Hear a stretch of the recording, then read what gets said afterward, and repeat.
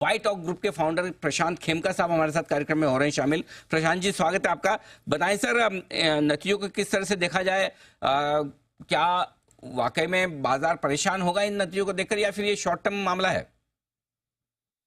देखिए, यही नतीजे अगर फ्राइडे को आते तो मार्केट इससे जो कुछ ऐसा डिफरेंट व्यू नहीं रख रहा था। It was with in the range जो एक्सपेक्टेशंस था। थोड़ा 19-20 भले हो सकता है, बट क्या है कि ओवर द वीकेंड जो एग्जिट पोल आए तो वहां से मार्केट ने एक अलग अनुमान लगा लिया, जो कि आज उससे थोड़े एग्जिट पोल से थोड़े अलग है नतीजे। बट ये सब जो रुझान आ रहे हैं और जो नतीजे का आज सबसे ज्यादा इंपॉर्टेंस रहेगा मार्केट में, उतार चढ़ाव उसको देखते रहेगा। कल से अगर मार्केट आज अभी की जो स्थिति है वो लेकर चले तो कल से मार्केट फिर फोकस करेगा भाई आगे क्या नीतियां रहेगी, और नीति में कुछ ऐसा परिवर्तन लगता नहीं है। तो it would be market as usual from tomorrow, ये मेरा अनुमान। तो कितनी सीटें एनडीए की आए तो बाजार कंफर्टेबल रहेगा, कितनी कम आए तो फिर मुश्किल होगी? देखिए, एक स्थिर सरकार हो तो मार्केट को कोई अगले 5 साल तक एक स्थिर सरकार हो, जो कि अभी के नतीजों के हिसाब से लग रहा है कि उसमें कोई आपत्ति नहीं आनी चाहिए, तो मार्केट इज फाइन। क्योंकि जैसे पिछले 10 साल एक स्थिर सरकार रही, करीब करीब इतनी सीट रही, 10-20 आगे पीछे, तो उससे मार्केट को कोई फर्क नहीं पड़ेगा। एग्जैक्ट एग्जैक्ट सीट काउंट देना मुश्किल है, क्योंकि कई with in that seat count also क्या अंदरूनी गणित है वो सब भी बहुत मायने रखेगा। बट आज अभी की जो परिस्थिति है उसके हिसाब से मार्केट ने कल 3.25 3.5% मार्केट ऊपर था, आज 2.5-1% करीबन नीचे है। तो आप देखिए तो फ्राइडे से तो अभी भी स्टेबल ही है मार्केट, क्योंकि फ्राइडे का जो अनुमान था उससे कोई बहुत ज्यादा अलग है। एटलीस्ट एक थोड़ा भय था फ्राइडे को, एक थोड़ा भय था कि क्या अगर नतीजे खराब आ गए तो वो ऑलरेडी बिल्ट इन था मार्केट में, वो फियर। तो उससे कोई नतीजे कुछ ज्यादा अलग नहीं है अभी बात के। तो आपकी सही है। शुक्रवार को अगर एग्जिट पोल ऐसे दिखते तो शायद बाजार उतना खराब नहीं होता, थोड़ा और घट जाता और फिर समझ लेते कि चलो ये तो उम्मीद ही है।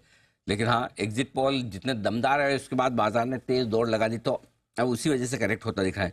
सर, अब और राय अनिल लेना जी चाहता ये हूँ भी आप। जी देखिए जी कि जी जी।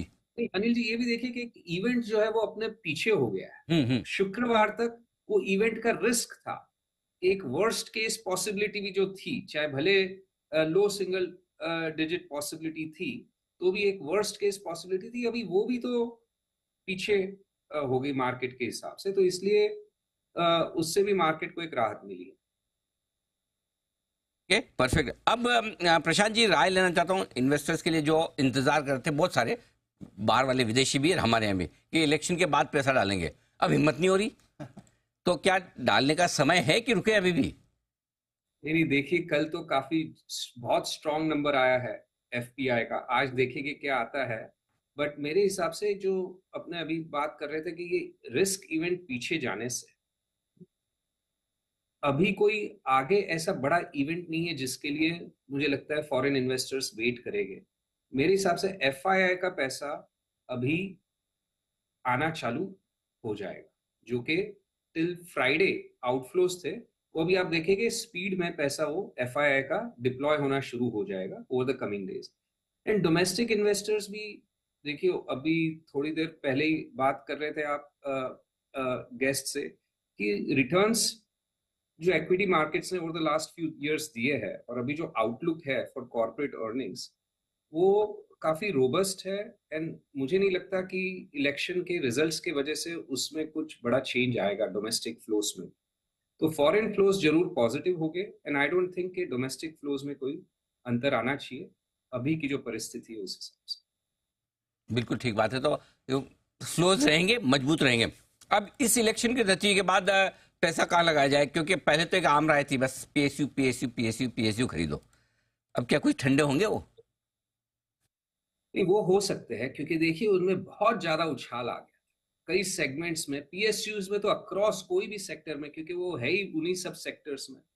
तो ये पावर सेक्टर है, डिफेंस सेक्टर है, पीएसयूज है, जिनमें एक बहुत बड़ा उछाल आ गया था, वो थोड़े कूल डाउन जरूर हो गए। एंड जो सेक्टर्स जिनको लोगों ने एकदम निग्लेक्ट कर दिया था, जिनके बारे में बात करना भी पसंद नहीं था, वो सेक्टर्स आप देखेंगे कि रिलेटिव लेवल पे बेटर परफॉर्मेंस कर सकते हैं। अभी बैंकिंग सेक्टर को आप देख लीजिए, बैंकिंग सेक्टर पिछले 1-2 साल में कोई रिटर्न नहीं मिला है उनसे, तो उसके प्रति एक नाराज़गी हो गई है इन्वेस्टर्स में, हो गई थी जो।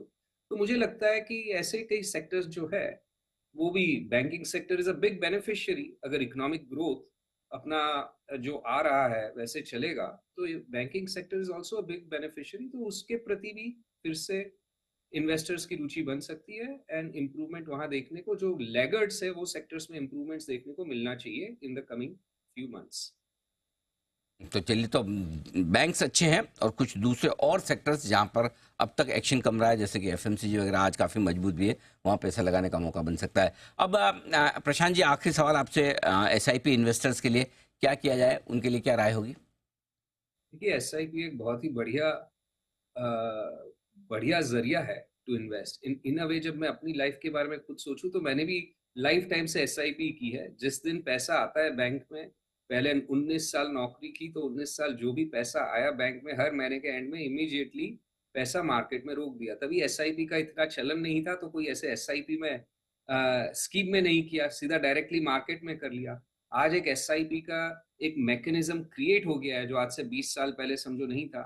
ये एक बहुत ही कन्वीनिएंट ज़रिया है एंड डिसिप्लिन्ड वे है of keep investing on a monthly basis. Average entry मिल जाए ना, अगर इंसान को मार्केट में एवरेज एंट्री मिल जाए तो उससे बढ़िया और कुछ चिंता करने की बात नहीं। बॉटम तो कोई टाइम नहीं कर सकता। ये बात सही है कि बॉटम पता लगाना तो मुश्किल काम है, लेकिन हाँ, एसआईपी करते रहें, डटे रहें, ये राय। लेकिन इस बीच प्रशांत सर, बहुत बहुत धन्यवाद, आपका समय दिया और आपने विस्तार से बाजार के डायरेक्शन पर बात की। लेकिन फिर से